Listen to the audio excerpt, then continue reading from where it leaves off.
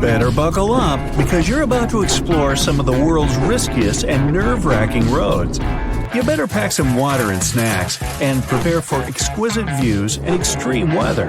And most importantly, no matter what you do, don't look down. Let's start with the Asian Karakoram Highway, the highest paved road in the world. It's located at 16,000 feet above sea level. It also stretches for more than 800 miles.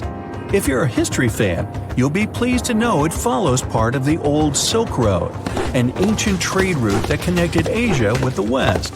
People used the road to carry goods and ideas between two great civilizations.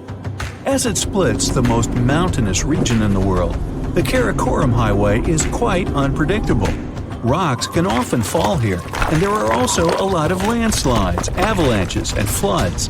When you take into consideration heavy snowfalls and herds of wild animals, you might decide to avoid the road altogether if you're not the most skilled driver. Not a fan of storms either? Well, you really shouldn't be here, trust me. The construction of this road began in the 1960s, and it's a popular tourist attraction these days. Given the altitude and lack of road barriers, many visitors also experience altitude sickness here, which can make driving even riskier. Meanwhile, the Dalton Highway in Alaska isn't a walk in the park either. For starters, at times it gets slippery, which can give a headache to even the most experienced of drivers. This 400-mile-long road stretches through remote forests and over the Yukon River.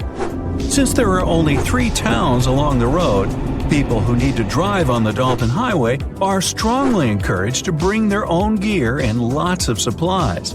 The road has a 240-mile stretch with no gas stations, restaurants, hotels, and whatnot. It's the longest stretch of road with no services in North America. What makes the highway even more difficult to travel on is that most of the road is made from gravel. In the winter, it gets even more complicated since the road becomes a lot more slippery. The North Yungas Road is thought to be the world's most dangerous. Why? Well, maybe because it's a single-lane dirt road? Most probably. It connects the cities of La Paz and Coroico, stretching along the side of the Cordillera Oriental Mountains.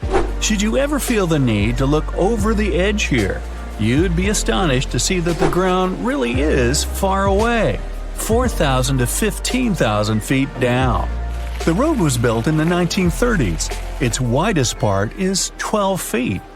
With the side, people driving here often have to deal with thick fog, heavy rain, and even some loose rocks every now and then. Add limited visibility and more than 200 hairpin turns to the mix. As scary as it sounds, this famous route is still one of the most popular tourist attractions in Bolivia. Heading over to New Zealand, you're about to visit a 140-year-old unpaved road carved into the side of a mountain. It's so dangerous that you have to get a special permit to drive on it. And don't even think about renting a car, as most rental companies won't allow their vehicles to go to that area. And the standard insurance won't cover any issues you might face there. Bummer. This narrow road goes almost vertically to the Shotover River. So, if you come across another vehicle on the way, you certainly won't be able to pass each other. You'll most likely need to reverse for up to 2 miles to reach a wider part of the road. Local tour operators can take visitors up the canyon if you're really eager to visit the area, and most people are. Why? Well, because this road was a popular backdrop for a lot of movies. Looking for some peace and quiet? The Canning Stock route might just be the place for you. You won't get any views here, just a lot of dust and barely anyone around. Not to mention, there aren't many road signs, and it's really easy to get lost here. This completely secluded road stretches for 1,150 miles. You can find it in Western Australia. You'll need 3 weeks to drive it from start to finish, so it's best if you book yourself some time off work if you really plan on visiting. Just don't start your journey in the summer months, as the temperatures there can be almost unbearable.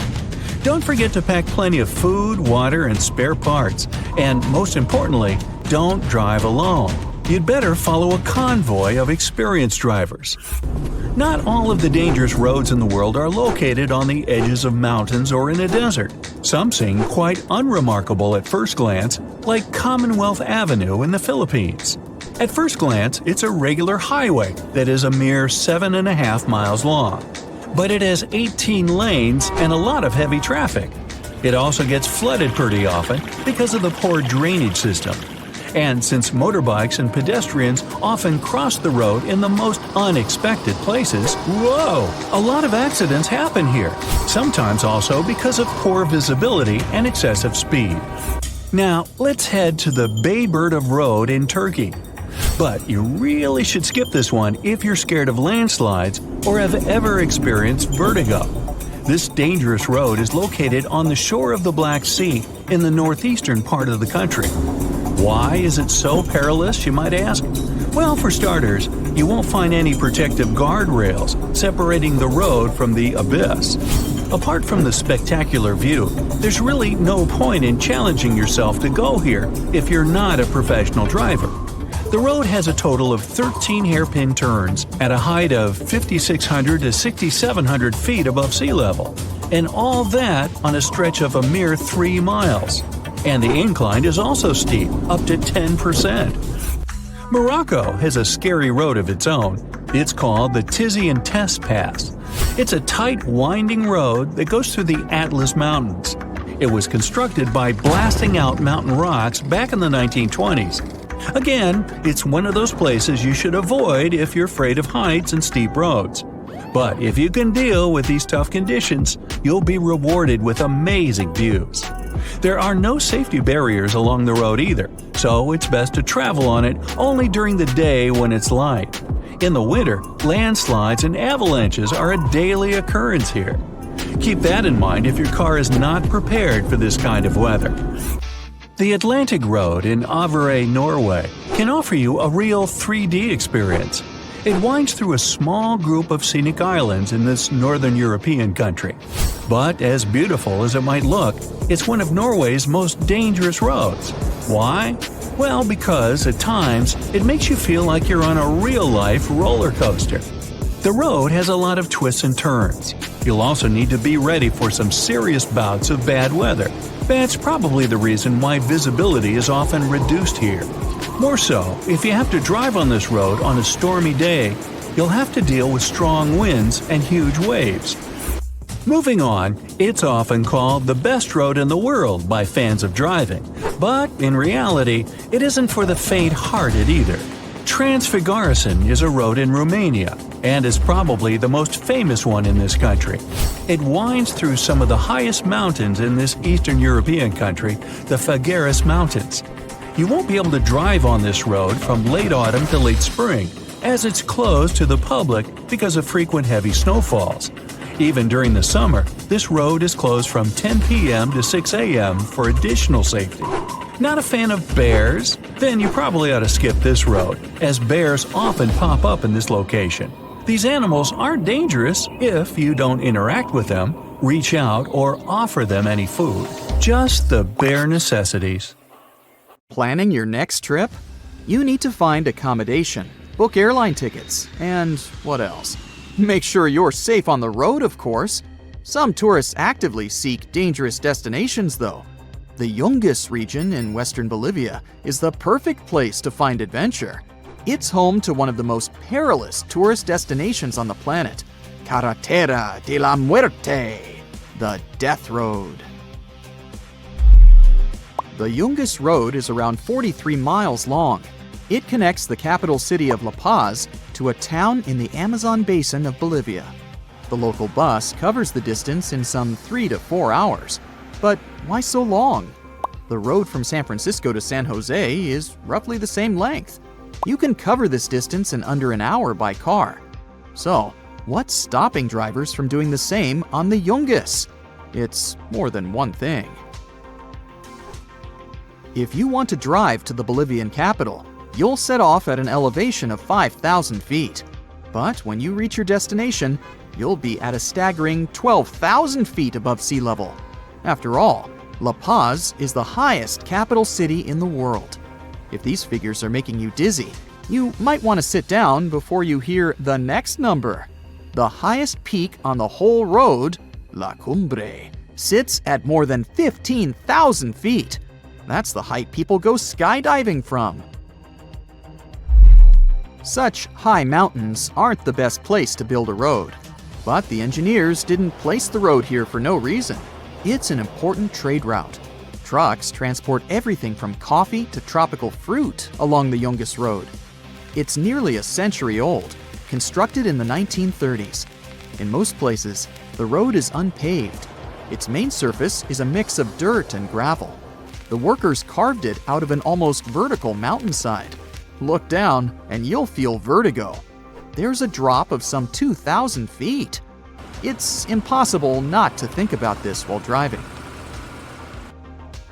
But there are at least 2 lanes, right? Not quite. Because of the terrain, there's only 1 lane, if you can call it that. The road is rarely wider than 10 feet. By comparison, a Tesla Model S is 6.5 feet wide, and that's without the mirrors sticking out on each side. That would be one tight squeeze. But believe it or not, even large trucks go up and down this path. For the most part, there are no guardrails to prevent the vehicles from dropping into the abyss. And then there's the weather. In summer, the dust from the vehicles decreases visibility, and fog often appears, making the drivers feel as if they were driving blindfolded. In winter, it's no better. Heavy rains make the road muddy and slippery. Torrents can wash away whole sections of the roadway. Landslides occur frequently. A boulder can fall on an unsuspecting driver at any moment. Sounds more like an obstacle course than a roadway. The only good side is that you shower on the go. There are natural waterfalls along the way that travelers use to wash themselves. Until 2006, this mountain highway was the only way to reach the capital from the Yungas region. That's why buses and trucks of all sizes had to squeeze along cliff edges. Sadly, some of them never made it to their destination.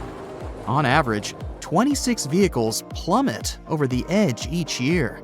The total cost in human life? 200 to 300 people lose their lives each year on the Yungas Road. That's really sad.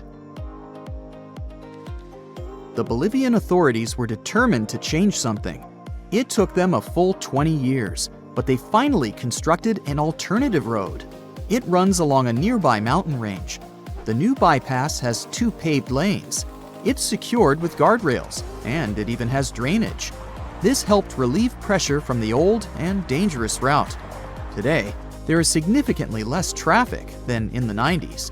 At that time, the Inter-American Development Bank proclaimed the route as the most dangerous road in the world. In come the tourists. Yes, after the locals could finally travel safely across the region, travelers from all over the world took on the challenging road. Tens of thousands of them flocked to the road in search of adrenaline, mostly traveling by bike. But the path is still dangerous. Since 1998, at least 25 cyclists have lost their lives here. The road is so narrow that you don't have enough space to brake. The side of the road is lined with memorials to people who perished riding their bicycles here.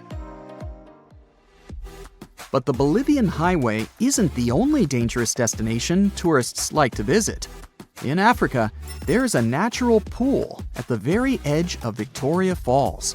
It becomes accessible only in the dry season. That's when the water level of the mighty Zambezi River drops enough to reveal the pool. People come here to take amazing photos, but they're just inches away from danger. A rock lip forms the edge of the pool. If a careless swimmer goes beyond it, there is a huge drop, well over 300 feet. The danger is very real. Tourists often forget they're in the middle of a powerful river. More than 1 million gallons of water cascade down Victoria Falls every minute. A complete lack of water can be dangerous as well. That is the case in one region of California, Death Valley. This is the hottest place on Earth. Temperatures here reach 130 degrees Fahrenheit. But tourists are attracted to these extreme conditions. In 2022 alone, more than 1 million people visited the area. Trekking in this desert landscape is highly dangerous. Even driving can cost people their lives. If you have a car accident here, the heat will soon get to you. Dehydration and heat stroke are real dangers. And if that wasn't enough, there are rattlesnakes. 7 species of snakes live in the Mojave Desert. Back in Europe, Ireland is a popular travel destination. In 2019, 19 million people visited the Emerald Isle. That's close to 4 times the population of the Republic of Ireland. Tourists first explore Dublin, but then they want to see the countryside. And the biggest attraction there is as dangerous as it is beautiful: the Cliffs of Moher. They stand on the island's rugged west side. Visitors who try to get close to their edge for a better photo are risking their lives. The drop is 700 feet. One wrong step, and they can fall down from a height greater than the height of the Great Pyramid at Giza. Sadly, this has already happened several times in the past. In Florida, there is a place that looks like a dream to any American surfer: New Smyrna Beach. But there is a danger lurking beneath the waves: sharks. New Smyrna is a hotspot for them. A surfer paddling on his board looks like a seal to the shark below, and seals are their main prey. Since 2010, there have been 32 reported shark attacks in the area. That's why people call this section of the coastline the most dangerous beach in America. Not your ideal summer destination, definitely. Maybe it's better to go to Hawaii. Or not. This atoll hides dangers of its own. The Hawaiian Islands were formed by volcanic activity. These volcanoes attract tourists from all over the world. But slow-flowing lava isn't what's going to get you. It's poisonous gases. Can you guess what VOG is? No, I'm not speaking about the fashion magazine. This is volcanic smog, a mixture of ash and sulfur dioxide. That's the toxic gas you smell when you light a match. And when the lava flow hits the salt water in the ocean, you get laze, or lava haze. These plumes can travel up to 15 miles downwind, and they're not pleasant to inhale. Your eyes become dry, and your throat starts to itch, and those are the less severe symptoms. In a span of just 20 years, 5 tourists passed away due to exposure to volcanic gases. There's an electric massage chair inside your car so that your back doesn't hurt, and a small exercise bike to get your legs in shape. You open the built-in mini fridge, take out a couple of meatballs, and heat them up with the built-in microwave. Bored? There's a TV with internet, and for later, a bio toilet installed in the back seat. Kind of cramped, but nice and cozy. You're not a millionaire, just an ordinary person. Your car is the most average, like billions of others. All these amenities inside are crucial. But why? Well, you spend most of your life in your car. There are about 1.5 billion cars in the world, most of them passenger cars. The roads are already pretty packed, and it's impossible to find parking at certain times of the day. But what if there were 7 times more cars? Imagine that humanity just found a huge deposit of metals.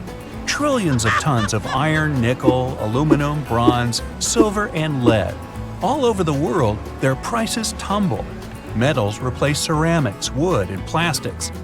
At the same time, automakers develop a fully integrated AI car assembly system. Smart robots use metal alloys to 3D print parts on the go. They can build a car in a matter of hours. Pretty soon, you can buy a car cheaper than a new pair of sneakers. People buy several cars at once. Luxury car brands lose a lot of money, since all cars now are of much higher quality. Oh boy, more and more traffic jams are popping up everywhere. People start to panic and shut down all new car production.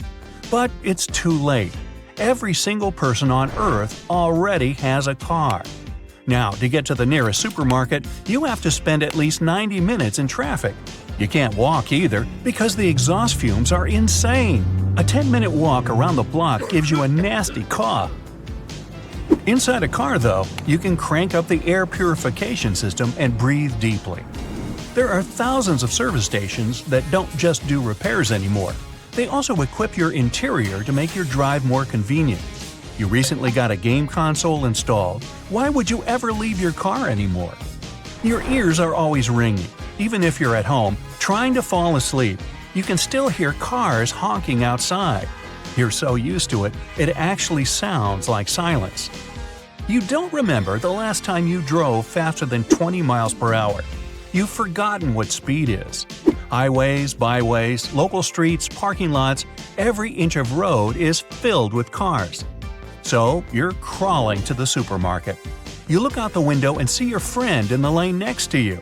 You have a chat, he shares some snacks with you, and you hand him a wireless controller so you can play each other on your new game console. Traffic jams are bringing people together. You don't really know anything about your friend, but you've met up almost every weekend on the way to the supermarket. You even finished a few video games together over the past month, just in the car. While playing your video game, you accidentally hit and scratch someone else's car. But the driver doesn't turn around or say anything. All cars these days have minor damage. It's impossible to avoid when everyone's packed in so tight. Insurance companies don't even deal with scratches and bumps anymore. A few years ago, a scratch on your new car would have ruined your whole day. But now, you don't care. And roads are a lot less dangerous.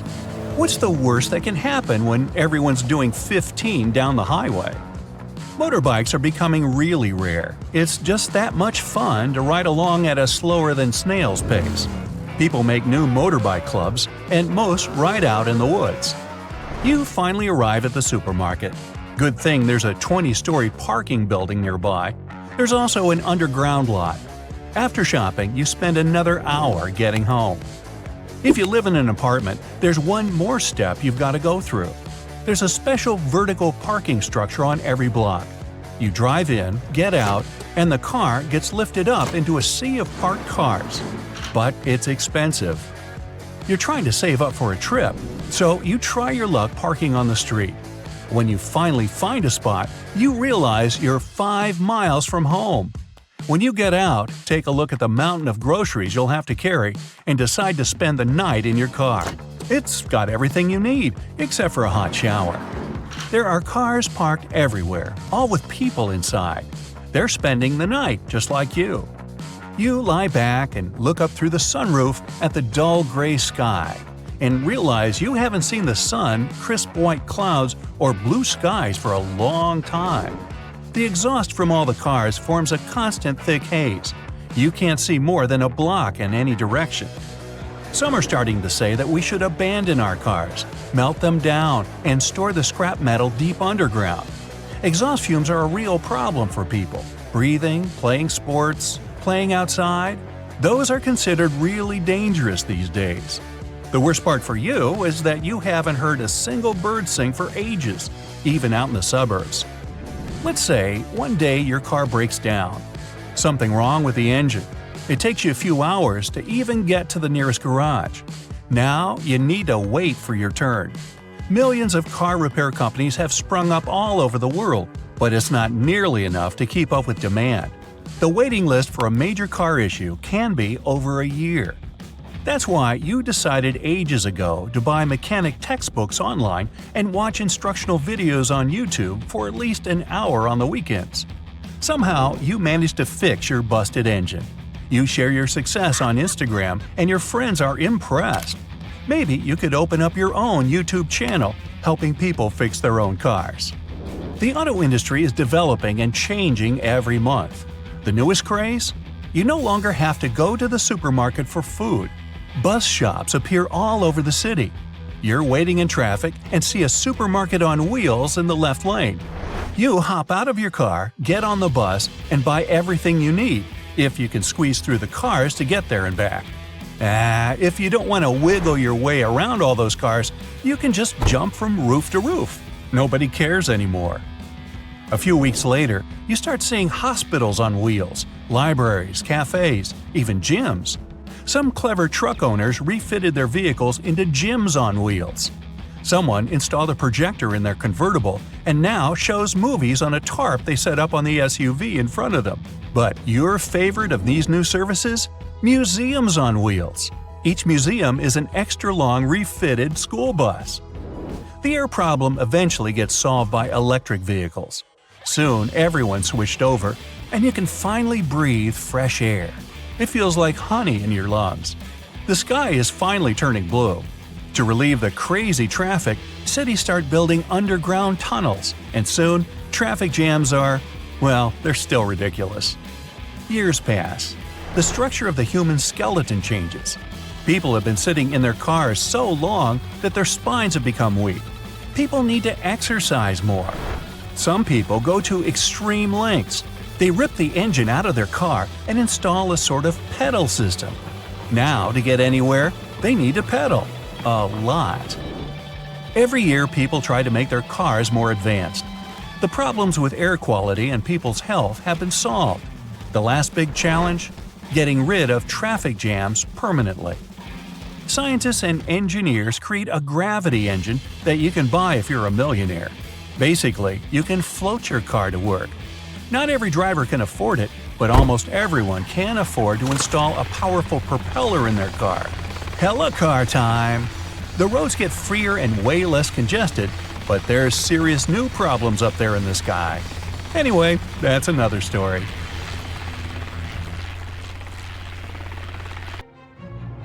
The freezing temperatures of the Arctic Circle, intense off-road driving in the searing heat of the Sahara Desert, not to mention wild animals that are ready to pounce without warning.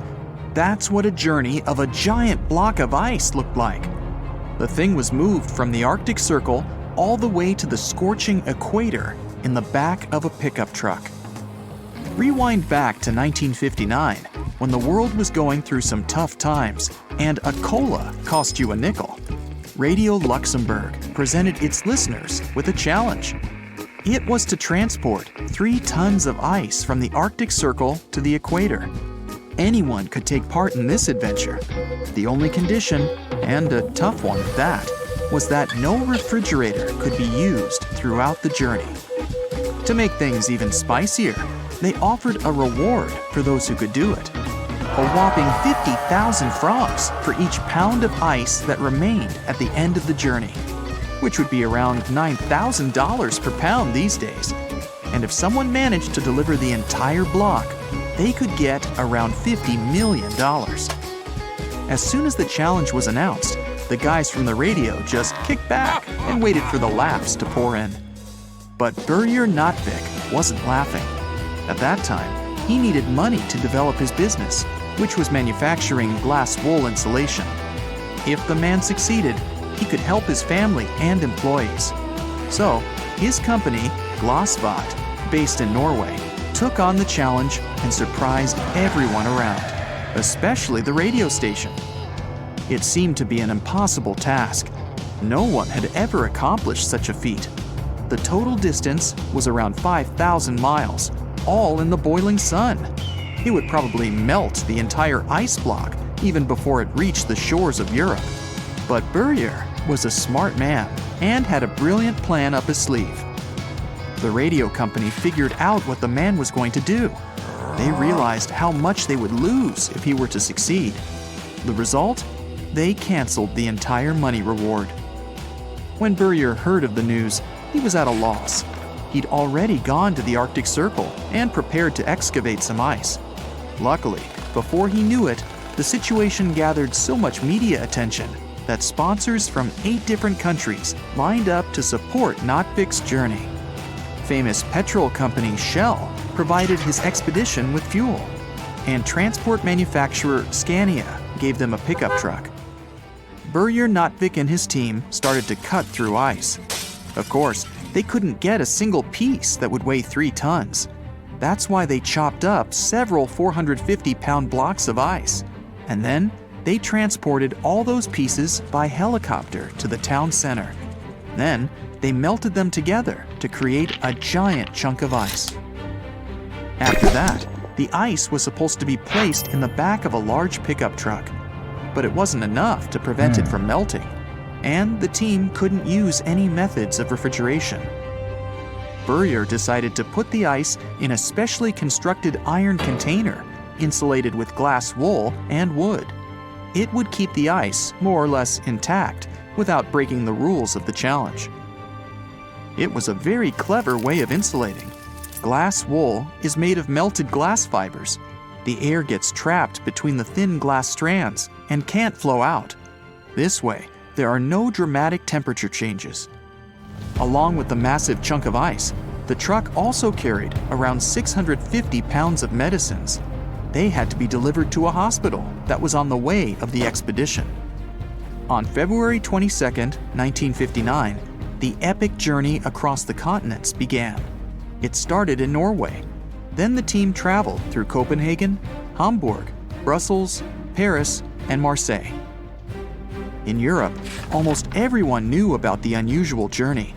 Notvik and his people were greeted with cheers and claps as they drove through large cities and small towns. The roads were well paved and weather conditions didn't bring any problems. News spread even further south when the expedition reached Paris. By that time, they'd already become celebrities. The police even escorted them through some of the busiest streets to make way for the truck carrying the ice. The mayor invited Börjer and his team for lunch. The ice was in good condition until it arrived at the port of Marseille. That's when things started to look challenging. The team had to use a crane to lift the pickup truck and load it on the ship. It was supposed to take them to the coast of Algeria. Notvik and his people realized they were about to start the most difficult part of the trip. Bye-bye to the cool landscapes of Europe. They'd have to endure the scorching sun of the desert before being able to finish their trip. Soon enough, they were on their way to the final destination, but the ice was melting away much faster than before. That's why the expedition had to move at an ever-increasing speed. But it turned out to be challenging. It was almost impossible not to get stuck in the sand. At that time, the Sahara had no paved roads for miles on end. So, Börjer and his crew had to dig their heavily loaded car out of the sand in the scorching sun. Every day, the temperatures got higher and higher. Sometimes, it was hotter than 120 degrees Fahrenheit. The truck got stuck more and more often. The ice was melting faster than before. It seemed to be just a matter of time before all they were transporting across the Sahara was a large swimming pool filled with cool water. And still, no one was ready to give up and to go back home. They made camps in the desert during the nights and kept driving during the days. The finish line was right there. They came across many friendly nomadic tribes that were traveling on camels' backs. These desert dwellers helped the expedition with some food. In return, the crew offered them the most unique water the locals would ever have: melted ice from the Arctic. Nomads know how to survive the extreme temperatures of the Sahara Desert. They're accustomed to such an unusual lifestyle. But they would have tough times without camels. Often called the ships of the desert, these unique animals store fat in their humps. When camels can't find any food or water in the desert, they turn this fat into energy. Anyway, after many days under the burning sun, Notvik and his people finally left the desert and entered the jungle of Gabon. Soon, they reached Libreville, their final destination. Many locals gathered around to witness history in the making and one of the most bizarre road trips ever. The ice was still in one piece. Börjer and his crew were in one piece, and it only took them 27 days to get from Norway to Libreville. Not bad. But the main question was how much ice had melted away. They weighed it and did all the necessary calculations, and then their jaws dropped. At the beginning of their journey, the weight of the ice block was 6,700 pounds, but now the ice measured to be 6,000 pounds, which meant that only around 700 pounds of ice had melted away, even after it had traveled halfway across the world through different countries and different climates. The whole world was shocked to find out about the outcome of the expedition. Apparently, if you transported a giant block of ice from the Arctic Circle to the equator, you'd only lose 11% of that ice along the way. Notvik gave most of the ice to the locals. These people had never seen or touched frozen water before. The rest of the ice was flown back home to Norway. It was then used for the drinks at numerous press conferences. The return journey was much easier. The members of the expedition simply flew back by plane. Charles de Gaulle, the president of France at that time, offered to personally greet them in Paris if they drove back by truck. But the exhausted team declined. Nothing would make them drive through the desert again. The journey was a success, even though there was no reward money for the challenge. The expedition reached its goal, and Burrier attracted worldwide attention to his company and its products. If you walk through this small stone doorway in Hierapolis, Turkey, you might never come back alive. Back in ancient times, people thought it was some sort of portal to the underworld. Romans would go in carrying perfectly healthy bulls, but after a few minutes, they would watch these animals collapse as if hit by some mysterious force. But what's even weirder is that nothing happened to people. They could walk in and out just fine. Now, recent studies might have an answer for these eerie happenings, and it all has to do with people's heights. The gate, known as Plutonium, named after Pluto, the deity of the underworld, is a stone doorway leading to a small 32-square-foot cave. But the real danger is what is going on beneath it. Hierapolis is a super active geological area, and there's a big crack under the city that constantly emits volcanic carbon dioxide, which comes up as a visible mist. During the day, the sun dissipates the gas. At night, the gas forms some kind of a carbon dioxide lake on the sheltered arena floor. At dawn, you need to get out of there before it's too late. This whole place can turn particularly life-threatening right before the sun rises, when the carbon dioxide concentration, about 15 inches above the arena floor, reaches 35%. That means birds, bulls, and even humans can suffocate and pass away in just a couple of minutes. But there is a scientific reason that explains how Romans could get out of there unharmed.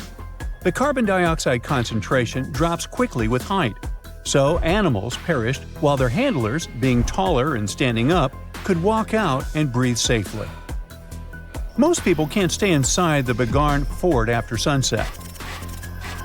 This 16th century fort, located about 146 miles from Delhi, is known as one of the most haunted places in India.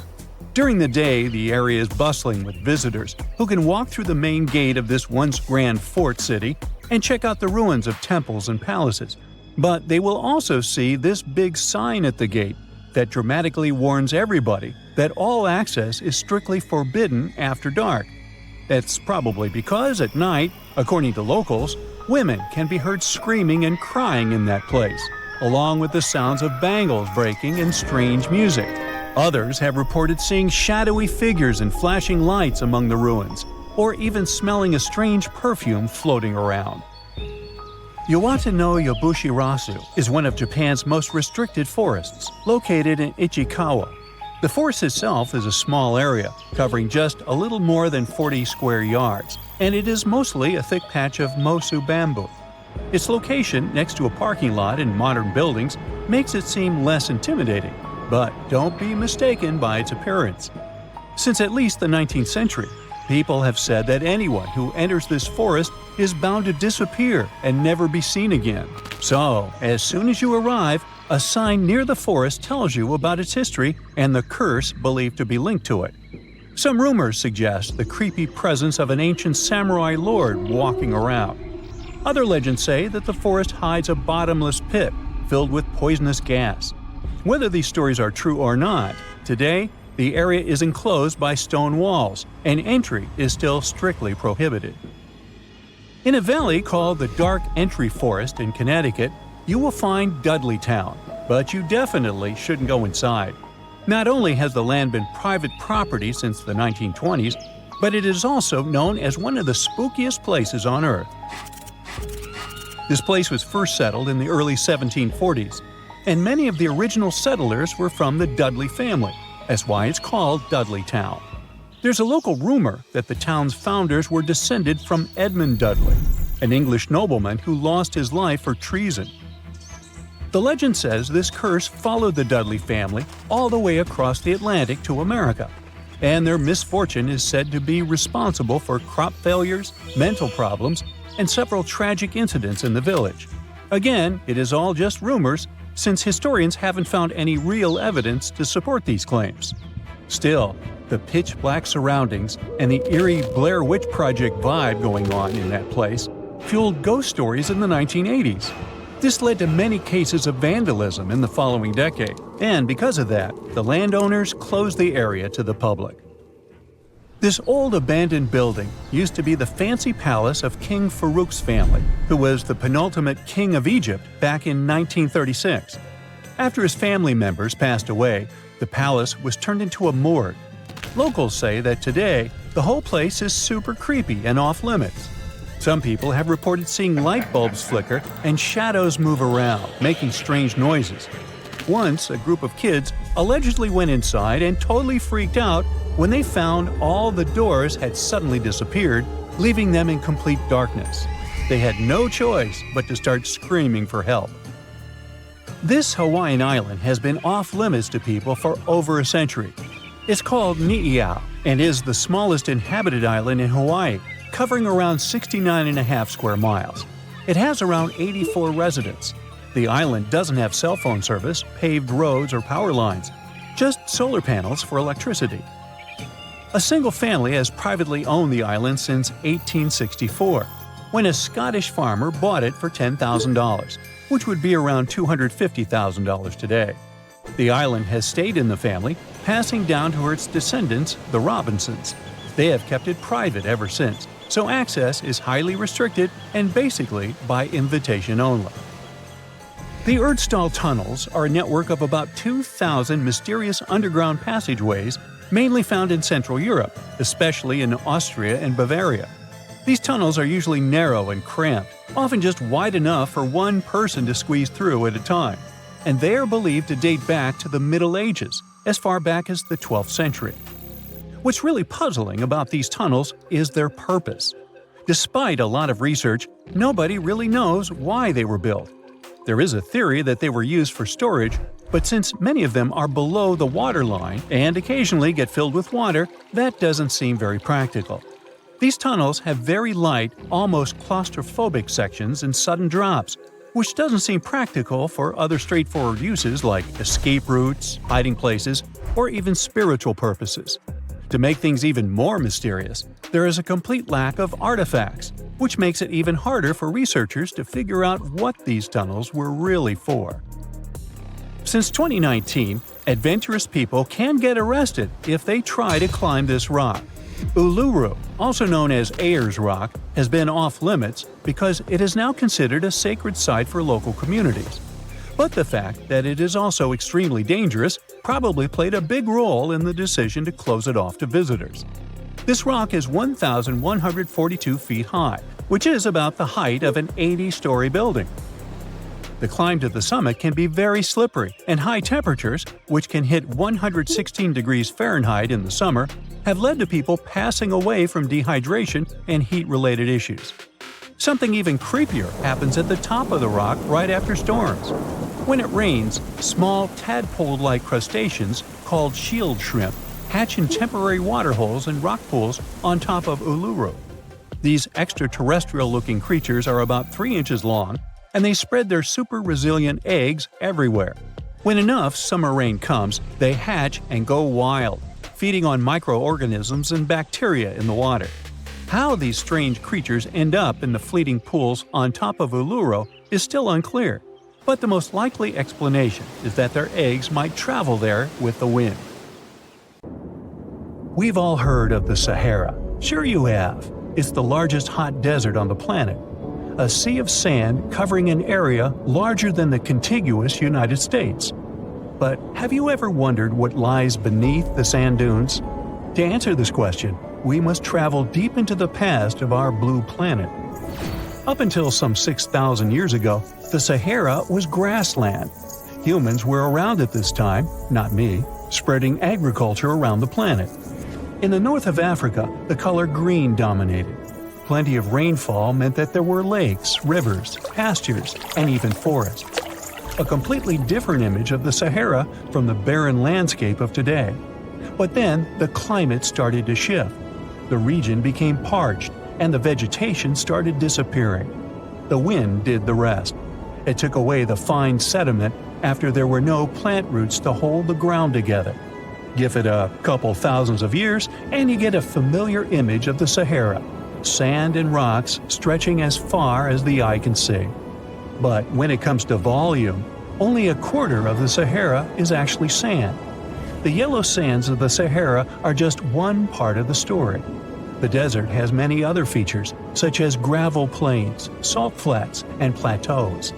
Makes you think if we understand the word desert correctly. For people who study such terrains, geologists, there is only one condition for defining a desert: precipitation. If an area gets little or no rain, then it's considered a desert. The Sahara certainly fits the bill.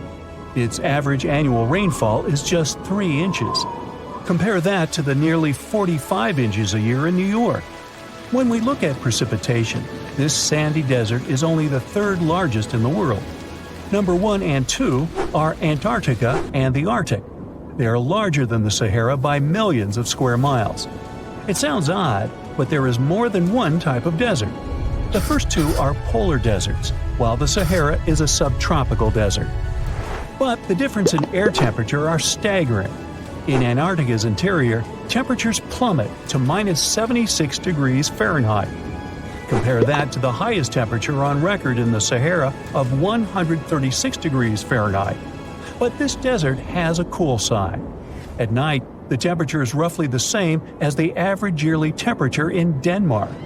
This hot and cold roller coaster makes it hard to choose the right outfit when venturing into the Sahara. And what about the sand? How deep is it actually? The depth varies between 70 and 140 feet. That's not too deep. If you put the Statue of Liberty in a tall dune, half of it would still stick out of the sand. Its vast amounts in the Sahara were created by aeolian processes. That's Greek for wind.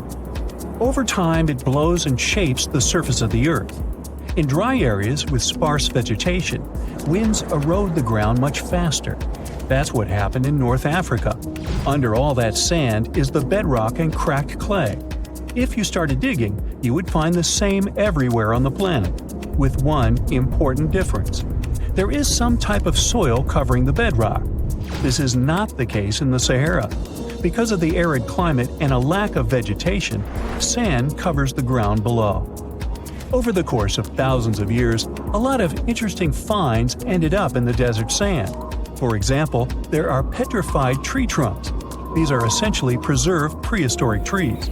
They date back to the time when the region was lush green. In some places, the trees of this fossilized forest are at least 65 feet tall. The wood is so well preserved that you can still see the texture and knots. There are even fossilized pine cones. In 1992, scientists found glass fragments in eastern Sahara. These canary yellow glass shards were scattered across hundreds of miles. They didn't belong to an ancient civilization, although ancient Egyptians used them to make jewelry. In fact, the breastplate of King Tut had a beautiful scarab beetle centerpiece made from this desert glass. For a long time, scientists were puzzled about the true origins of these fragments.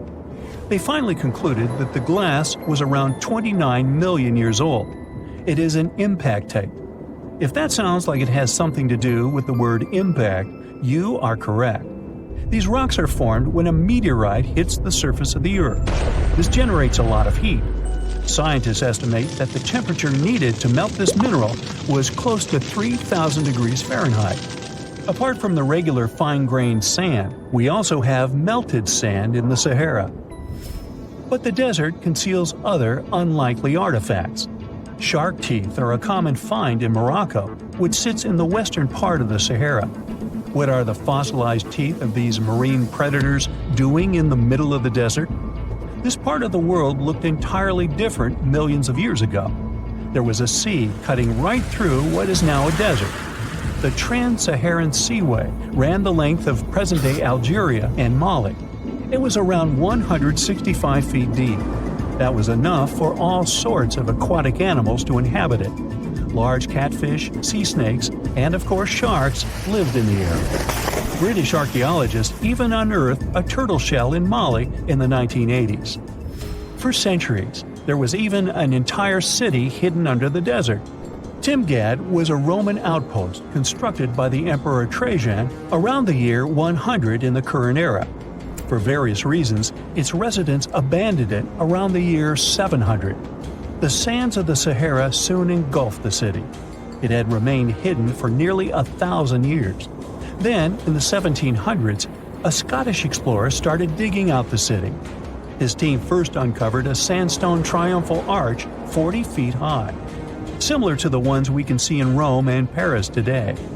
An amphitheater soon popped out of the sand, and it was followed by well-preserved statues of Roman emperors. The Scotsman's find was so impressive that no one believed him at first. It took 2 more centuries for archaeologists to fully excavate the city during the 1950s. The site covers a surface as large as 10 polo fields. The ruins reveal the full mastery of Roman city planning. All the streets meet at a right angle in what is known as an orthogonal grid. You can find the same layout in modern cities such as New York. Historians estimate that during its heyday, 10,000 people called Timgad home. Different nationalities lived here, from Romans to people of African descent. Today, more than 2.5 million people live in and around the Sahara. They are spread across 11 countries in total, and their living space is growing. The desert is 10% larger than it was just a century ago. This process doesn't involve sand pouring out of the Sahara. The ecosystems on the edges of the desert simply change over time. The wind blows the soil away and vegetation dwindles. The perfect conditions for the formation of a desert landscape. These changes are happening in the Sahel, a region south of the Sahara Desert. That's why the African countries have recently come together for a project called the Great Green Wall. The primary goal is to stop the desertification of the Sahel and hold back the sands of the Sahara. Their plan is ambitious and involves planting a wall of trees from the west to the east of the African continent. The proposed forest is not only going to be long, but wide as well. The Sahara and the Sahel share a historic bond. Since antiquity, camel caravans have been making the journey from Africa's Mediterranean coast in the north to the savannas in the south. The golden age of this trade kicked off in the 9th century. The perilous journey took several months to complete. The route was 2.5 times longer than the length of the Grand Canyon. Explorers still find evidence of these ancient caravans hidden away under the sands of the Sahara. Now, let's assume that another species, whether humanoid or dolphin-like, could have existed millions of years ago. How do we find their traces? There was a Doctor Who episode about a non-human industrial civilization on Earth that existed long before us. These reptiles, called Silurians, were forced deep underground by a catastrophic rise of temperatures on Earth, and there they thrived for centuries. That inspired scientists to create the so-called Silurian hypothesis. If there was an advanced civilization before us, we should find their traces somewhere. Well, let's try.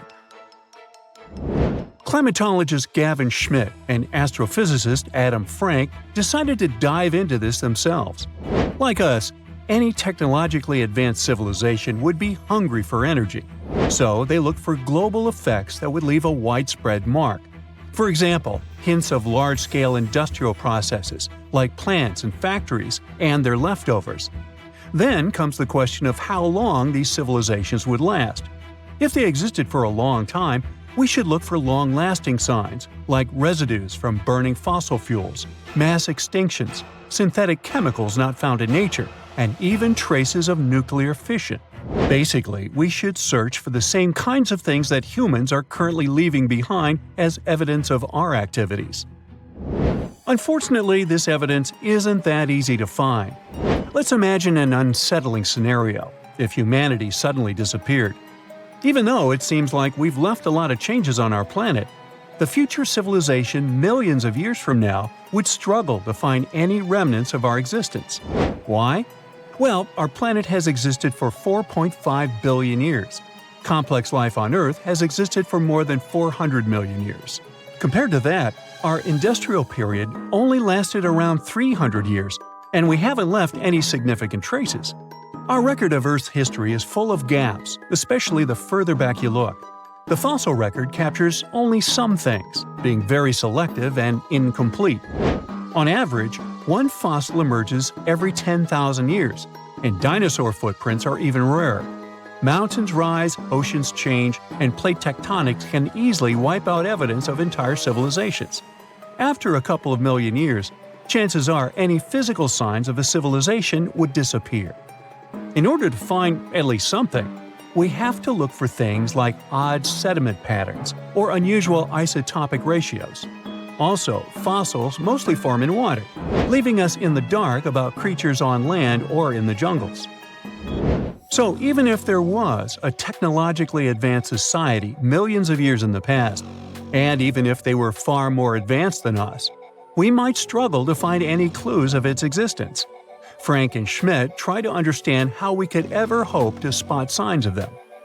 Discovering actual cities would be the ultimate proof of a Silurian-style civilization on Earth. But Adam Frank isn't too optimistic. Even now, our cities cover less than 3% of the surface, making it easy to miss ancient city ruins.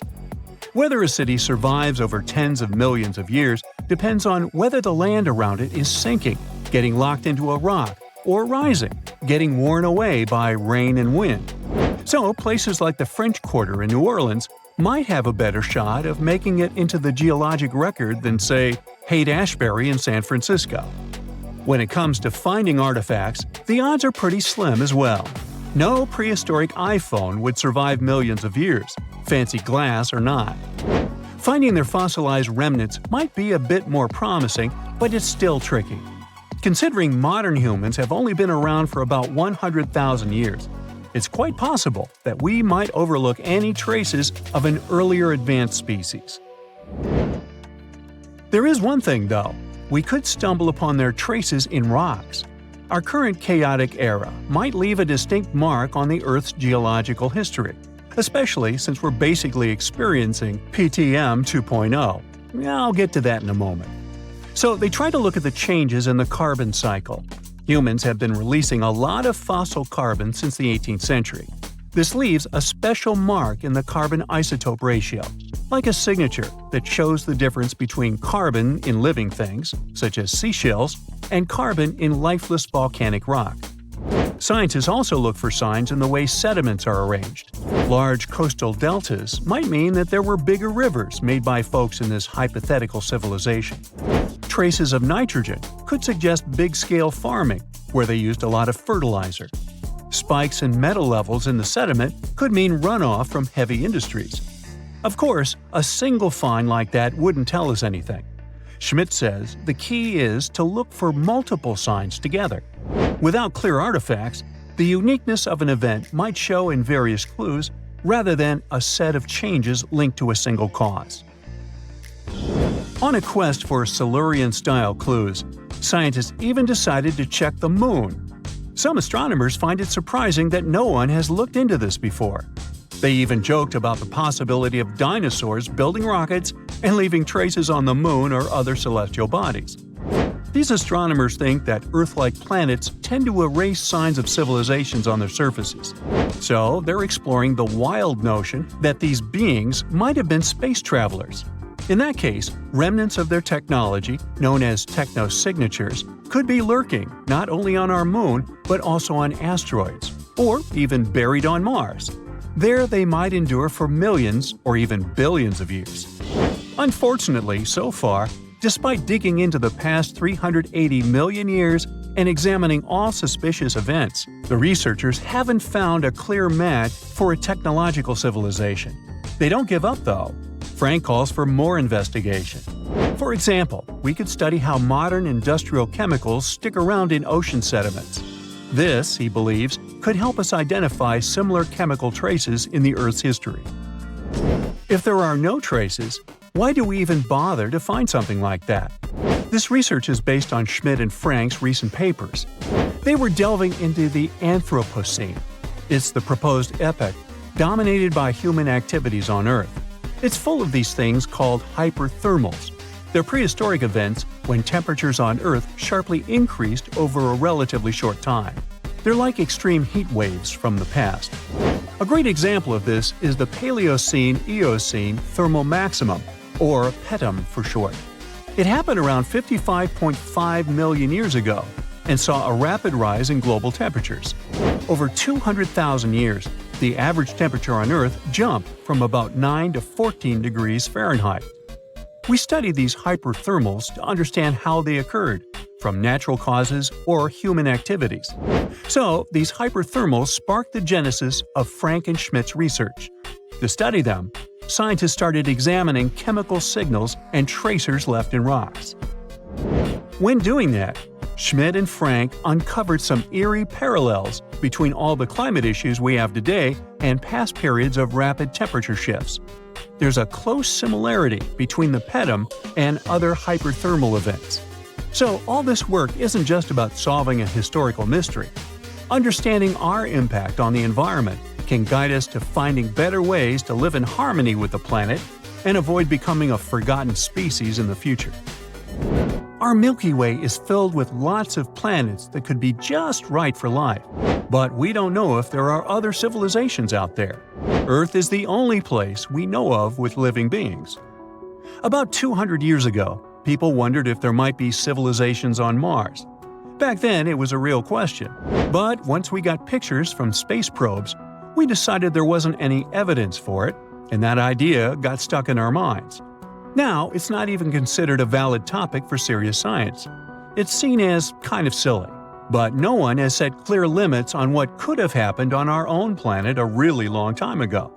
So, even if there is no proof, we shouldn't throw away the possibility. Don't forget, it took humanity a while to recognize dinosaurs. Maybe Silurians are just patiently waiting for their time. You're walking down the street. You see a strange-looking antique shop called Ageless Trinkets of Mr. Bright. You're curious, so you enter there. You take a look at all the weird stuff. Suddenly, an old folded parchment paper catches your attention. It's a world map, but something's off with it. Instead of showing the countries as you know them, it shows the locations of 4 mythical lost worlds and civilizations. Mr. Bright, the shop owner, comes next to you after realizing your shock. This map won't let you find these places or anything, but I can explain to you the legends behind them if you want, he says. Let me begin with Atlantis. You might know it as Aquaman's underwater kingdom, but Atlantis, the fictional island, was actually first introduced in 2 of Plato's works. According to him, Atlantis was a highly advanced civilization that existed about 9,000 years before his own time, and its story had been passed down by poets, authors, and others. He wrote about Atlantis and its citizens to give a moral lesson and to teach about the dangers of arrogance, as well as the eventual downfall of those who are after too much power. In his dialogues, Plato stated that Atlantis was a great and powerful empire that was respected in all parts of the world. It was founded by beings who were half deities and half human, and became a great naval power after a while. Being an island filled with gold, silver, and other precious metals certainly helped their case. But besides that, it was also known for its breathtaking architecture and state-of-the-art technology, as well as its countless rare and exotic wild animals. Atlanteans were proud of their great achievements and the perfection of their civilization, but their excessive pride was going to bring their downfall. They believed they were so superior that they could gain control over any nation. This led them to launch a series of invasions. They conquered many of the Mediterranean lands, but when it was time to enter Athens, Athenians pushed back with an extraordinary force, so the Atlanteans were finally defeated. Plato stated that deities then got angry at Atlanteans because of how wicked, greedy, and immoral they became. So they punished them by sending earthquakes, which caused Atlantis to sink beneath the sea. Although the earliest written records of Atlantis were Plato's works, some people still believed his story to be based on truth and tried to identify the island of Atlantis with actual countries. Some people suggested it may have been located in the Mediterranean Sea, near the coast of Spain or Italy. Others thought it may have been located in the Caribbean, off the coast of Central or South America, but there was no solid evidence to support any of these claims. One theory, in particular, seemed more plausible than the others, though. Located in the Aegean Sea, the island of Santorini was the home of a highly advanced Minoan society. However, due to a huge volcanic eruption, it was destroyed about 3,600 years ago, causing the Minoan civilization to suddenly disappear. These similarities between the fictional Atlanteans and the historical Minoans made Santorini a good candidate for the speculations. Yet again, there were still major flaws with it, such as how the time when Plato said Atlantis was destroyed doesn't coincide with the time of Santorini's eruption. So Atlantis still continues to be regarded as nothing more than a popular legend in the scientific world. Now, let's move toward the northeast direction on the map, Mr. Bright says. According to Celtic Breton mythology, there once was a magnificent city called Ys, also known as Caris, that towered over Douarnenez Bay in France's Brittany region. It was the most wealthy city in the entire Atlantic. It was especially famous for its beautiful gardens and buildings, and its citizens were all living comfortably and happily there. Dahut, who was King Gradlon's daughter in Breton legends and literature, had a deep love for the sea. She begged her father to build a city at the edge of the sea, and that is how the city of Ys was established. Little did she know that she would be the one responsible for the destruction of her father's beloved gift. You see, since the city was surrounded by the sea, it needed to be protected by a dike equipped with floodgates, and these gates could only be opened at low tide.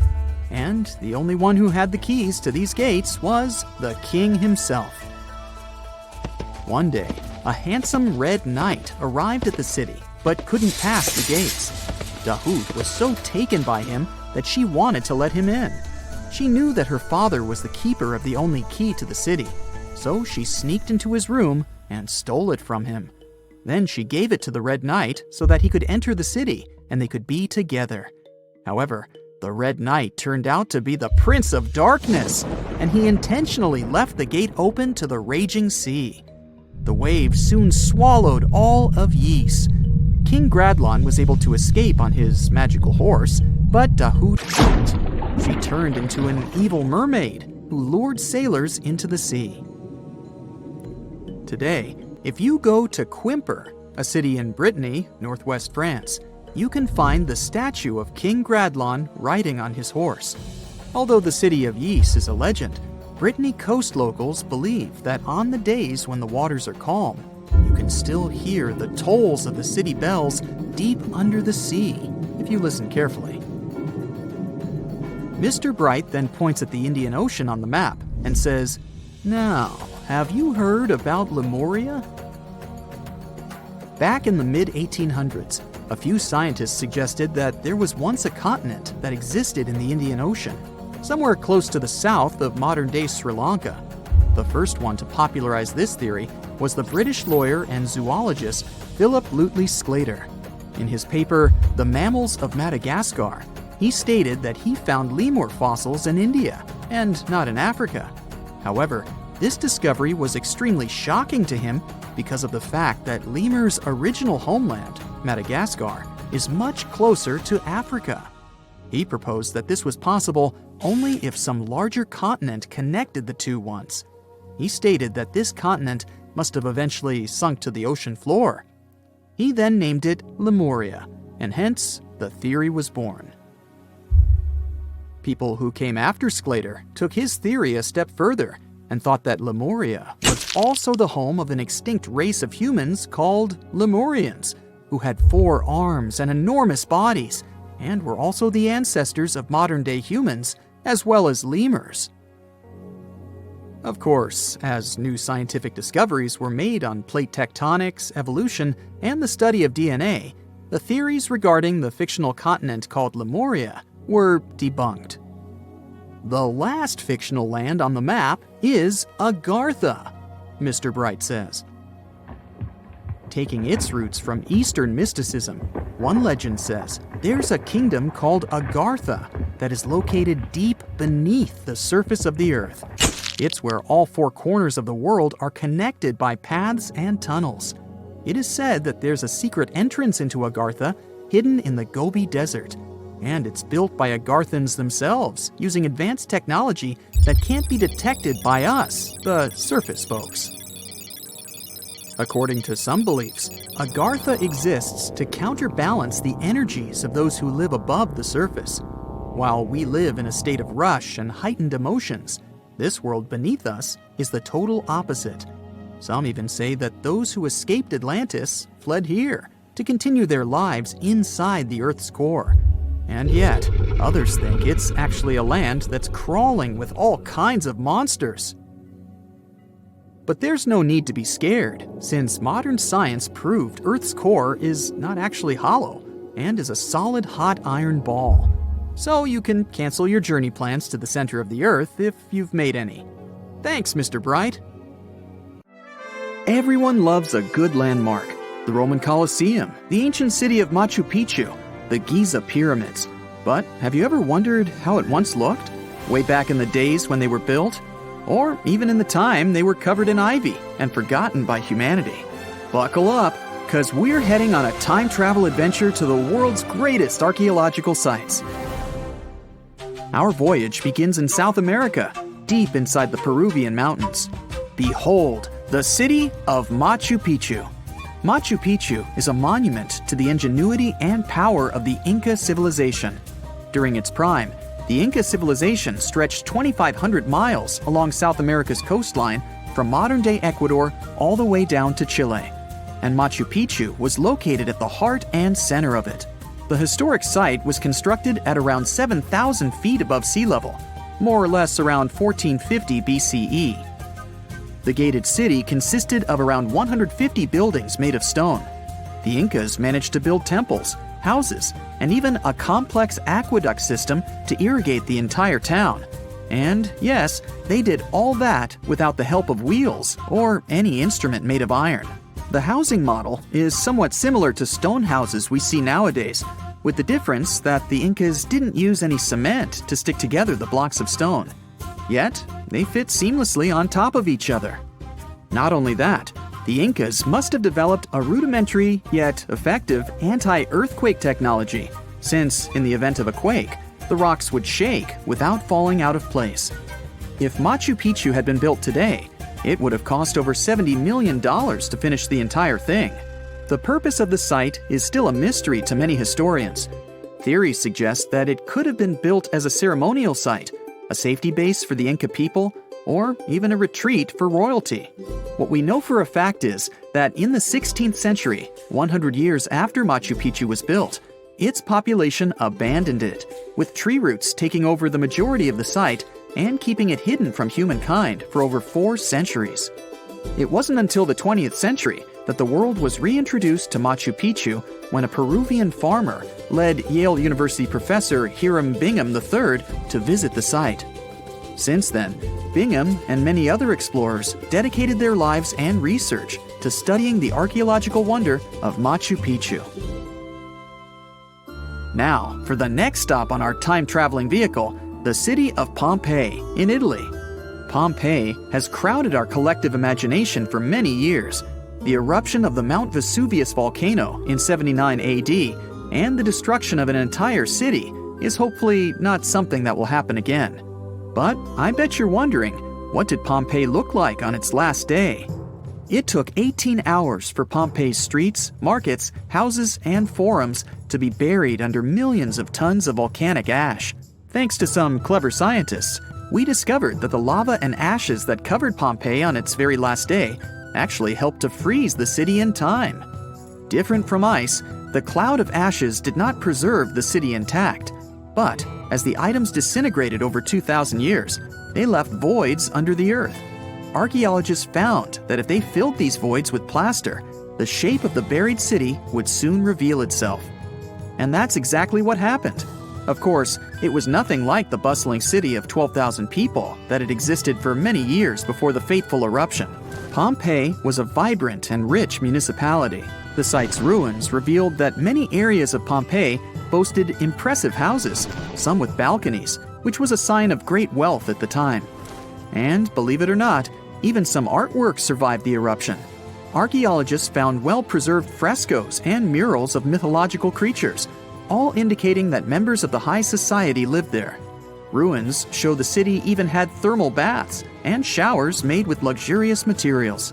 Oh, and apparently, the people of Pompeii had amazing teeth. Yes, archaeologists could see even that tiny level of detail from the plaster molds they recovered from underground. Still in the Italian territory, we find one of the world's biggest tourist attractions, the Roman Colosseum. It was built as an amphitheater during the reign of Emperor Vespasian, around 70 AD. It wasn't until 80 AD that Vespasian's son, Emperor Titus, inaugurated the Colosseum. The monument was something to behold, with 157-foot-tall walls, over 80 entrances, and the capacity to host 87,000 people. All social classes and groups were welcome at the Colosseum, and this partly explains why it flourished for so many centuries. During the decline of the Roman Empire, around the 6th century AD, the Colosseum started being neglected and abandoned. The monument was looted, and some of its columns and stones were used to build infrastructure elsewhere. Only 1/3 of the original Colosseum still remains, and if it's big now, imagine what it once was. Greece was home to one of the world's largest empires. At the height of this empire, literally and historically speaking, more or less 2,400 years ago, the Greeks built a citadel known as the Acropolis. The Acropolis, which is composed of historical buildings, is considered to be one of the biggest landmarks of Western civilization to date. Tourists that visit the capital city of Athens today may be faced with yellowish and broken pillars of the Parthenon standing way up high in one of the city's hills. But way back when it was built, between 447 and 432 BCE, the imposing and majestic Parthenon was purely white, as the entire monument was built with gleaming white marble. The statues inside were made of gold. The Parthenon is a 23,000 square foot temple held up by 69 marble columns. The largest blocks of marble are massive, weighing around 10 tons each. And the most surprising fact is that the marble didn't come from Athens, but from a nearby site that stood 10 miles from the Acropolis, known as Mount Pentelicon. Historians intrigued by where the primary material for building the Acropolis came from found tiny and big blocks of marble all scattered around the floor of Mount Pentelicon. There was also a paved road that the Greeks had built to carry the rocks around. But perhaps the most impacting monument of all times is located at the heart of the Middle East, outside the Egyptian city of Cairo. The pyramids are considered one of the 7 wonders of the ancient world. The Giza Pyramid Complex was built as a tomb for the pharaoh Khufu around 4,500 years ago. Between 20 to 30,000 people took part in the construction process. It's composed of 3 pyramids. The massive monument is made out of approximately 8,000 tons of granite and over 550,000 tons of mortar, which gives it the appearance it has today. Would you believe me if I told you that the pyramids didn't always look like this? Far from it. They were shiny white with a golden triangular tip at the top. This is because the Egyptians used over 6 million tons of limestone to cover the entire rocky, step-like structure, all so that they could gleam white under the unforgiving sunlight of Egyptian skies. The Pyramid of Khufu remained the tallest structure on Earth made by humans for over 3,800 years. It was the only 8-sided pyramid in Egypt and was believed to align with Orion's belt. It's considered to be the most aligned construction facing north. In 1979, it was inscribed on the UNESCO World Heritage List. Let's head on down to the Indian city of Agra to quickly visit the Taj Mahal. You may know it as the Taj, but it can also be called by its more endearing name, a teardrop in the cheek of time. The Taj took over 22 years to build and was commissioned in 1632 by Mughal Emperor Shah Jahan as a declaration of love for his third and favorite wife, Mumtaz Mahal. It was made with ivory white marble, and amazingly, due to tight conservation, it still remains very similar to what it was when it was built. I think all this talk of landmarks got me thirsty for some traveling. What about you? Tell us in the comments below if you've ever visited some of these sites, or which interesting landmarks you'd add to this video. Riskiest structure is a giant formation in the Sahara that looks exactly like a giant bullseye. It's so wide that you can see it from space. Even the CIA got interested in it. In 1965, they planned a flyover looking for geomagnetic anomalies. The findings are still classified. Perhaps the theories are true, and this place is truly the lost city of Atlantis. Now, Atlantis supposedly sank beneath the waves, but recent discoveries are pointing us in a different direction. This is an ancient story that goes far back in time, and Plato was the first to mention it. The place had loads of greenery and a curious structure: 3 concentric circles of land surrounding 2 circles of water. 2 key quotes from Plato's writing suggest that Atlantis might not have been a typical island in the middle of the ocean. Plus, Atlantis had a major influence from Africa and Europe, challenging the idea of it being in the Atlantic. It turns out that the Eye of the Sahara and Atlantis look alike. When astronauts saw the Eye of Sahara from above, they initially suspected a meteorite impact crater, but the rings of the structure matched the layout described of Atlantis. More importantly, the Sahara wasn't always a desert. It turned from a tropical region into a desert around 11,000 years ago. Researchers found evidence of a massive river called the Tamarasat that could have sustained a community. This river flowed toward the riskiest structure, aligning with Plato's description. The Trans-Saharan Seaway ran through the Sahara 50 to 100 million years ago. The sea allegedly destroyed Atlantis around 11,500 years ago, likely due to a rapid rise in sea level caused by the end of the Ice Age. NASA's worldview imagery shows patterns consistent with this theory. Those concentric rings might be a key to unlocking the secrets of our planet's evolution over millions of years. They're shaped by erosion on resilient rock layers, creating a spooky pattern of ridges and troughs. The central peak stands proud at 1,300 feet. The central part has undergone a significant erosion makeover, revealing a circular structure with a raised peak. Unlike impact craters, the Eye of the Sahara flaunts a striking balance and symmetry. Some say it results from rock uplift, sculpted by wind and water. Others think it's an ancient anticline, eroded to reveal its concentric glory. Then there's a salt diapir theory, suggesting that salt's buoyancy sculpted this beauty. Dating techniques have proved that it formed 541 to 252 million years ago, give or take a million or two. Ancient tools are scattered around the outer rings of the structure near riverbeds. Some older stone tools have also been spotted in the same areas. And still, even though some spear points from the Neolithic period have been found, there aren't many signs that people were living there back then. The area seems to have been used for short-term activities like hunting and making tools. There are other unearthly mysteries that haunt our world. One such enigma is in Norway: the ominous Hessdalen light phenomenon, also known as the Valley of Lights, leaves scientists confused. This valley is 10 miles wide. It's quite isolated, but a peculiar blue box sits high on the hillside, equipped with cameras scanning the valley. The unsettling saga began in the 1980s, when the night sky over Hessdalen erupted with burning fireballs, a recurring spectacle that sent shivers down the spines of those who witnessed it. This wasn't a fleeting occurrence, rather it became a regular thing. Terrified locals reported encounters with these unexplained luminous phenomena, some of which happened near their homes. Unease spread like wildfire. At its peak, there were about 20 sightings every week. The phenomenon made its way into newspapers, magazines, and media worldwide. Soon, people flocked to the valley, hoping to see the lights themselves. In 1984, experts joined the fray, armed with sophisticated instruments like magnetometers, radiometers, and other ometers. What they encountered was mind-bending, lights that defied explanation. Some moved at a leisurely pace, while others raced through the sky at an astonishing 19,000 miles per hour. People tried to explain these lights: airplanes, distant reflections, ball lightning, satellites, planets, meteors. But the speed and how these lights danced ruled out all those theories.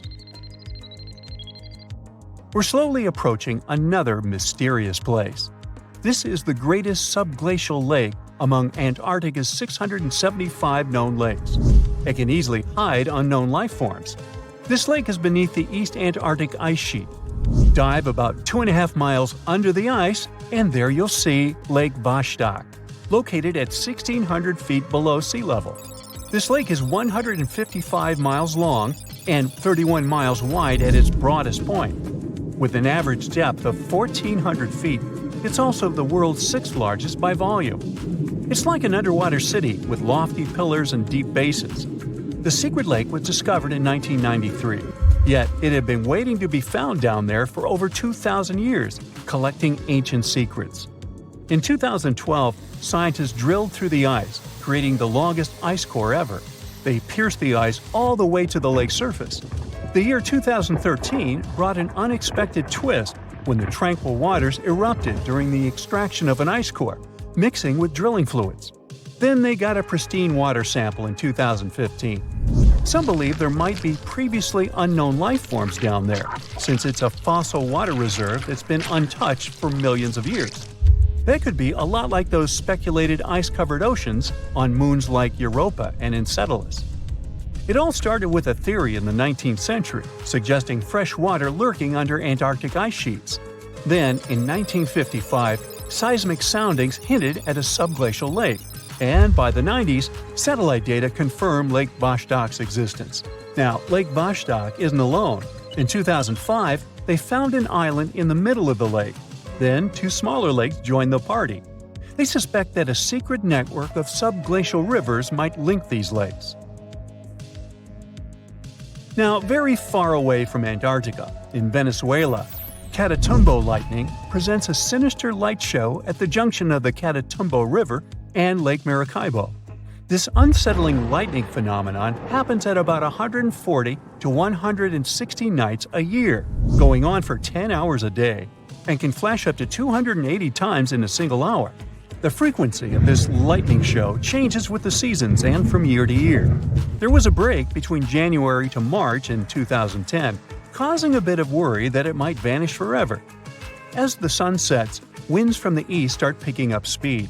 The strong wind is called a nocturnal low-level jet, like what you see in the Great Plains of North America. These winds bring moisture, mostly from the Caribbean and the lake itself. This humid air hits high mountain ridges, causing thunderstorms to form over the mountains. Thanks to the ongoing wind situation, more thunderstorms appear as the night goes on. This pattern repeats itself, and is why this area has the highest annual lightning rate globally. The next place scientists cannot explain is in China. That is the Longyu Caves. They have lofty slanted roofs and sturdy pillars. The spot remained hidden for centuries. These human-made caverns, built around 2,000 years ago, decided to reveal themselves only in the 90s. Local farmers drained some ponds and unveiled 5 massive caverns. Further digging exposed an additional 19 smaller caves. They range from 60 to 110 feet in width and 26 to 50 feet in height. Archaeologists found historical relics from the reign of Emperor Zhuan of Han, dating back to over 2,000 years ago. Now, how did these caves survive for more than 2 millennia without falling apart? No ancient records explain the way they were crafted either. The walls show chisel marks, hinting at some layer-by-layer chiseling action, but the exact construction process is still a head-scratcher. The most exciting accidental discovery I've made in my life was a $10 bill in my old winter jacket. Some folks are luckier though, as they find underground cities from centuries ago or make inventions that turn them into millionaires. Velcro was invented after a routine walk in the woods. Kellogg's cornflakes were inspired by a chipped tooth, and Play-Doh saved a business empire from falling by chance. Back in 1998, electrical engineer John Williams found something that looked like an electrical plug sticking out of the ground. He started digging and noticed that it was stuck in a small rock. He found it in a rural location in North America, far from civilization, industrial complexes, airports, factories, and electronic plants. This piece of electronics embedded into a solid granite stone got the nickname Enigmalith and a price tag of $500,000. Some scientists are sure it's a big hoax and not a souvenir left by some visitors from space, as Williams claims. but the finder of the rock wanted to prove that it was a real piece of ancient technology, some sort of an electrical connector. If it's not a hoax, then this little find could be proof that humans, or some other civilization from the past, were way more advanced than we ever thought. They must have managed to invent a way to transmit electricity long before humans in the 19th century.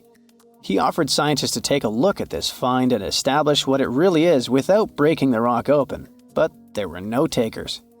Williams consulted an engineer and a geologist, and both confirmed there were no traces of glue on the electronic component. It hasn't been welded either, so it must be as old as the rock, which is around 100,000 years old, according to geological analysis. Dr. John Kellogg had a philosophy of biological living with regular exercise, massage, plenty of water, zero bad habits, caffeine, and no meat. At the end of the 19th century, he looked over a health institute in Michigan. He once whipped up a mix of flour, oats, and cornmeal. He thought that by baking whole grains at high temps, they'd be easier on the stomach and healthier overall. He baked the mix twice and first made cookies, but a patient chipped a tooth on that version. Then he decided to break it into small pieces. It's hard to pinpoint exactly how Kellogg cornflakes came to be, with so many versions of the story floating around. Kellogg's wife, Ella, and his brother Will both claimed they played a role in creating the flakes, along with several other family members and sanitarium staff. The company lore says that it all went down one night in 1898, when some wheat-based cereal dough was left out too long, fermenting in the process. When rolled out thin, the slightly moldy dough turned into these perfect large thin flakes that got all crispy and yummy in the oven. Over the next few years, Will Kellogg kept tweaking the recipe and realized that corn, not wheat, made even crunchier, tastier flakes. His brand, Kellogg's Corn Flakes, has grown into a multi-billion-dollar company. Swiss engineer George de Mestral once went for a walk with his dog and came back with a concept that would later go to space. Once they got back from the woods, de Mestral noticed that his pants and his dog's fur were covered in the tiny barbs of the cocklebur plant. He examined the burrs under the microscope and noticed that they were shaped like tiny hooks that stuck to loops on clothes and fur. He decided to recreate that natural tech to design an extra strong fastener, one with many practical uses. He was testing different materials for his invention for so many years and finally settled on nylon. He also needed to design a special type of loom that could weave the fibers in the right size, shape, and density. It took de Mestral a total of 14 years until he introduced the world to Velcro, which means velvet and hook in French. De Mestral was hoping his invention would replace the zipper on clothes, but the fashion world found Velcro cheap-looking and unattractive. But NASA didn't think so, and used Velcro for astronaut spacesuits and helmets in the 1960s. Now, Velcro is used everywhere, from footwear to toys to airline seat cushions. Before the middle of the 20th century, most homes were heated with coal. It left soot throughout the house, which was especially visible on wallpapers. Kutal Products was the largest company that sold wallpaper cleaner, but in the 50s, more and more people switched to gas, oil, and electricity, and the sooty buildup problem was mostly solved. The owner of Kutal Products was trying to save his business. Meanwhile, his sister-in-law read that wallpaper cleaner could be used to make holiday decorations. She worked as a nursery school teacher, and modeling clay was pretty hard for her students to handle, so she decided to test this material for molding into different shapes, and it works out just fine. She told her relatives about the discovery and suggested a name for it: Play-Doh. The Kutal company was about to go bankrupt, so it was a great alternative for a new business. Soon enough, Macy's and Marshall Field got interested in the new toy and started selling it. Play-Doh was originally only in one color, white, but soon expanded to red, blue, and yellow.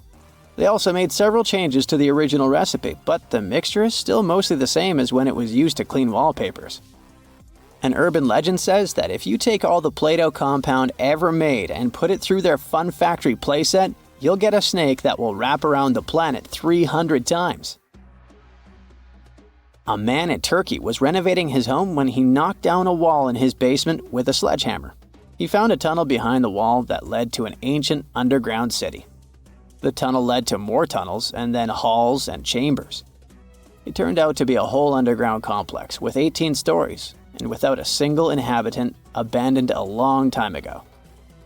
It was the city of Derinkuyu, built thousands of years ago, a home for up to 20,000 people. Whoever built it had great skill, and it's rather easy to build tunnels out of the soft rock, but cave-ins are a big risk. None of the floors at Derinkuyu have ever collapsed. The city had a complex ventilation system with over 15,000 shafts. The upper levels had the best ventilation and were used for living and sleeping quarters. The lower levels were mainly used for storage, but they also had a dungeon. In between, there were room for domestic animals, a school, a convent, and small churches. John Martin, a forestry professor, was out exploring a forest in Wisconsin one night. He was shining a UV flashlight up into the canopy to spot lichens, fungi, plants, and frogs that glow under the UV light. Then, suddenly, he heard a flying squirrel chirping at a bird feeder, pointed the flashlight at it, and saw it light up pink. The professor told his colleagues about it, and they decided to investigate further. They checked out some flying squirrel skins at museums to see if this pink glow is a common thing among them. It turns out that almost all of the flying squirrel specimens they looked at had the same pink fluorescence. Non-flying squirrels didn't glow at all. Other animals with fluorescence, like puffins and chameleons, glow blue under UV light. The only other mammals with fluorescent fur are around 20 species of opossum. They live in different ecosystems and have different diets. The only thing they have in common with flying squirrels is that they're all active at night. And regular squirrels prefer sunlight. There's enough ultraviolet light in low-light conditions, and nocturnal animals need UV vision. So the pink glow might have to do with nighttime perception and navigation, especially in cold and snowy conditions. Or it could be a way for male flying squirrels to attract prospective mates. It could be a sort of mimicry. Tartesos, a mysterious, highly developed society that once flourished and then, without any warning, suddenly disappeared. Moreover, before they were completely gone, they performed some strange rituals, as if they were trying to save themselves from something. But what happened to these people? Let's try to find out. Let's go to the southwest of Spain, to about 2,500 years ago. Once, there was a beautiful city here, a trade center of Tartesos. Imagine the temple in the middle of a deserted town. A breathtaking, monumental 2-story building. There's a thick smell of frying meat in the air, and the smoke from its frying rises high into the sky, covering the patterns of the sanctuary. The sun has already set, and it's time to prepare for the ritual. We enter the ancient monumental hall. Inside, hundreds of people gather around a long wooden table lined with delicate ceramics and bronze bowls. They feast and drink. These people have much more fun than the animals outside the building. These animals are being prepared for the ritual. Horses, cows, pigs, donkeys, even dogs. All of them were brought here to appease the deities. And what happens after the ritual itself is even crazier. At the end of the ceremony, people take torches and set fire to the whole building. Everything turns to ashes and coals, and when the last embers fade away, they take shovels and begin to bury this place. It will take them at least several days to bury the former sanctuary under piles of earth. They work tirelessly. In some places, the thickness of the layers of mud and clay will reach almost 14 feet. And then, these people, the last known Tartessians, just leave this place and disappear from our world forever. But what just happened? Why did they even do all this? Let's start from the beginning. Tartesos was first mentioned in Greek and Roman texts thousands of years ago, but for a long time, we had no idea what it even was. All the descriptions were contradictory and confusing. Some archaeologists thought that Tartesos was a kind of seaport. Others thought that it was a river or a water reservoir. They even said this place could be connected with the mystical Atlantis. But there was nothing to back it up with, so the scientific community quickly rejected this idea. But today, we know the truth. Tartesos was an ancient civilization. It's been located on the Iberian Peninsula, one of the southernmost islands of Europe. It flourished in the 9th to 5th centuries BC, and then, around 2,500 years ago, suddenly disappeared. They were quite rich. The island had rich reserves of metal, so their economy was thriving. Silver, copper, lead, and other good things were mined in the local Sierra Morena mountains. Almost all the locals were engaged in trade. For them, it was a common thing. Isn't that strange that there were so few records left about them? And not so many monuments of their culture have survived to this day. In total, throughout Spain, scientists were able to collect around 20 archaeological finds related to Tartesos. 3 of them were excavated in the Guadiana Valley: Cancho Ruano, Casas del Turrunuelo, and La Mata. Let's start with the first one. Cancho Ruano was discovered in 1978. This find was one of the most significant pieces of the puzzle. This is one of the most beautifully preserved structures of the Tartessian civilization. Not only the walls have survived to this day, but so did the altar, the moat, and even several artifacts. For example, some jewelry and wine glasses. It was a square building surrounded by a deep moat filled with water. And, to be honest, we still don't know its exact purpose. We only assume that it could be an ancient temple. Some rituals were carried out there. For instance, they would set fire to the temple and cover it with thick layers of sand and clay. They even left some expensive artifacts inside, tools, gold jewelry, and so on.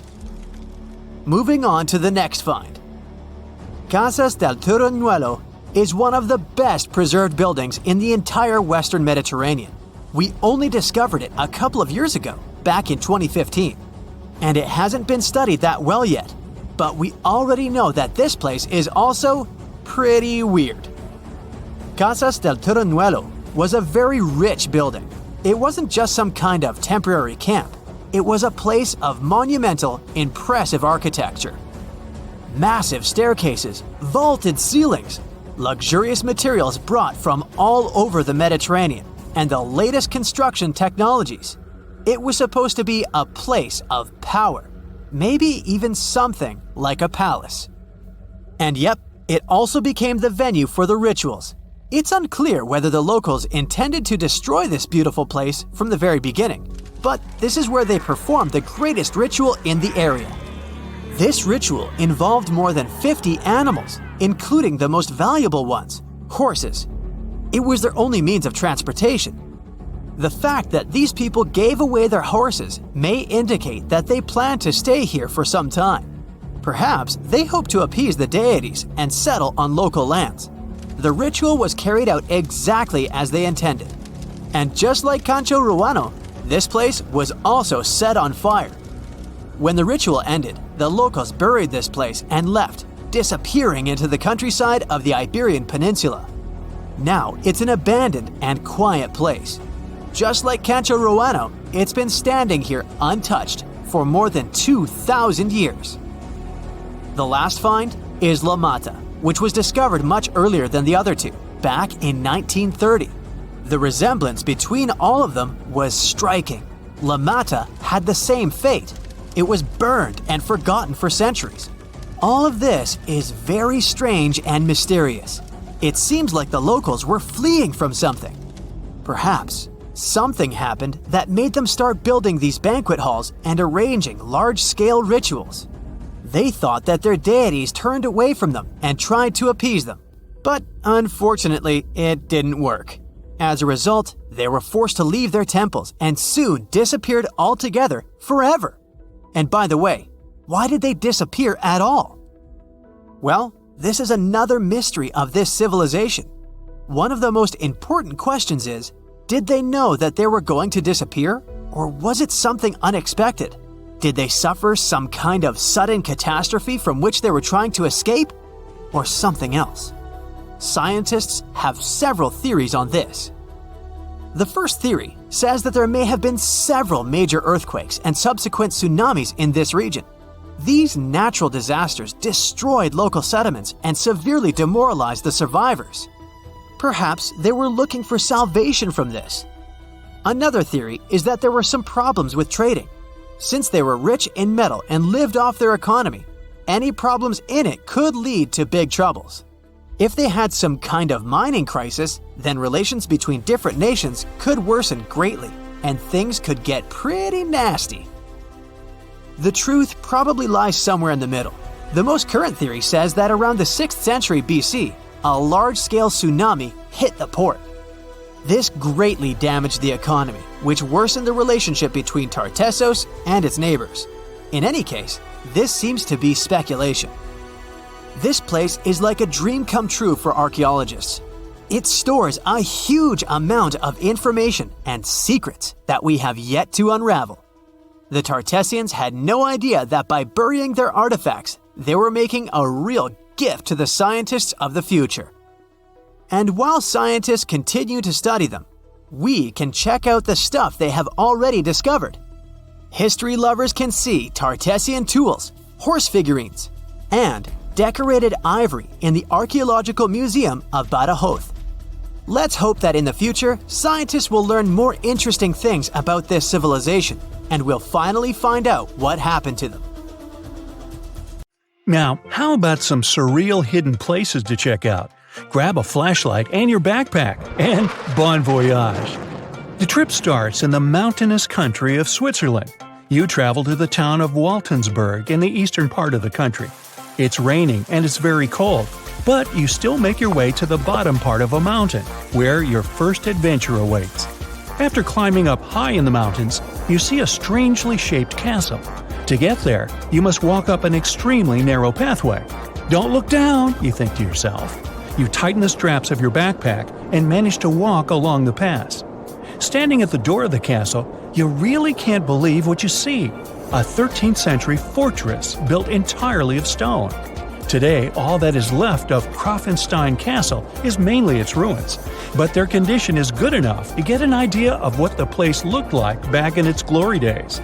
You take your time to explore the castle inside, but honestly, this place gives you the chills and you're ready to move on. The next place on the list is Turkey. A plane and then a car ride later, you arrive in the city of Çorum in the northern part of the country. On the outskirts of Çorum, you find a valley filled with old, overgrown mountains and see the beginning of the trail you're about to hike. The way is extremely steep, but it leads to a secret door carved in the mountain. Congratulations! You've just arrived at Kapilikaya. The huge door is a massive arched stone that blocks the entrance to a hidden building. Experts think it has existed since the 2nd century BCE. Unfortunately, the huge door won't open, so what's hidden inside is a mystery today. It's guessed that there is a room inside. Some locals say there's a treasure hidden there too, but until today, no one has managed to enter the place to check. Okay, it's time to get moving before night falls. Next, you get the unique opportunity to travel to Ethiopia. Wandering around the city of Lalibela, you stumble upon a huge pit carved in the ground. You approach it carefully, and soon enough, you see a magnificent terracotta building, so richly detailed it leaves you mesmerized. But that's not all. There are 10 other pits just like this one, hiding King Lalibela's 12th century buildings. All 11 constructions are different from one another, yet share a similar recognizable style.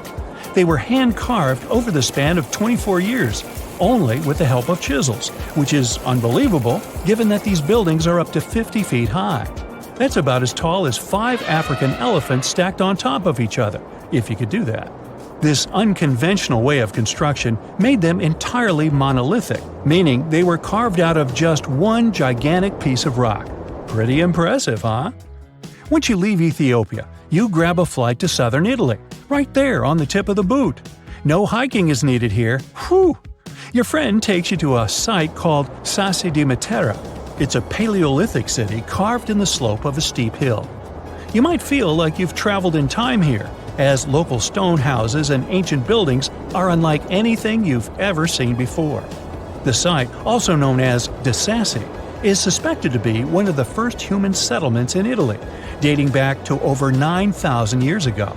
Wandering around the town, you might get invited inside one of the cave-like houses. Oh, and as weird as it may sound, Some of the streets run on top of people's homes. Talk about Paleolithic urban planning. You're probably becoming an expert on rock-cut architecture by now, but there are still a few sites left on your list. Next off, you head to Slovenia to visit the world's largest cave castle. This medieval castle was built on top of a 400-foot-high cliff and was designed to be impenetrable. Luckily for you, security is much more relaxed today. Still, if you're looking for a more challenging and less touristy way inside, you can get into the castle through one of its many underground tunnels.